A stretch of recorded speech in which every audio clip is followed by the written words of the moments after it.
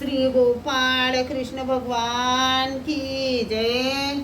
लीळा number 152चा उर्वरित भाग। मग सर्वज्ञांनी माईन भट्टांना विचारले, कशी प्रतीती आहे? माईन भट्टांनी उत्तर दिले, कर्म करावे, कर्म केल्याने अंतःकरण शुद्ध होते, शुद्ध अंतःकरणामुळे वैराग्य उत्पन्न होते, वैराग्यामुळे ज्ञान उत्पन्न होते, ज्ञानाने मोक्ष होतो। यावर सर्वज्ञांनी सांगितले, कर्मापैकी नित्य व नैमित्तिक कर्म ती प्रतिदिनाचा चरितार्थ चालवताना जी हिंसा होते तिच्या प्रतिवायाच्या दुःखाच्या परिहार्थ कर्मापैकी नित्य व नैमित्तिक कर्मे ती प्रतिदिनाचा चरितार्थ चालवताना जी हिंसा होते तिच्या प्रतिवायाच्या दुःखाच्या परिहार्थ केली।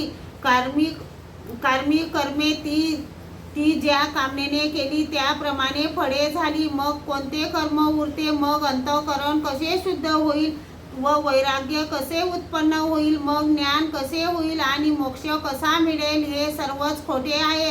अविद्यायुक्त जीवाला स्वतःहून ज्ञान होत नाही। माईन भट्टांनी विचारले, का होत नाही?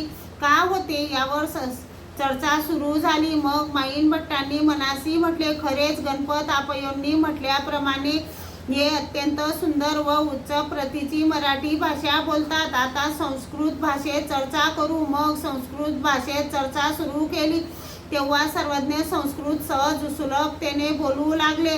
जे अर्थ सांगितले ते माईन भट्टांनी कधी ऐकलेले नव्हते। अशी संस्कृत भाषेत तास दीड तास चर्चा झाली।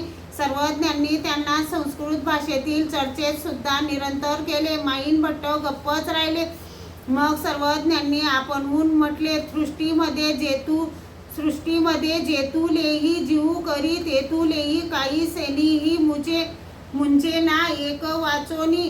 तेव्हा माईन भट्टाने विचारले, ज्या एका वाचून मुंचन होत नाही ते एक सृष्टीतच होत आहे आणि शिवाय ती तर जीवाचीच क्रिया आहे। तर एक जीवात्मा या क्रियेने जन्म मृत्यूच्या बंधनापासून सुटतो।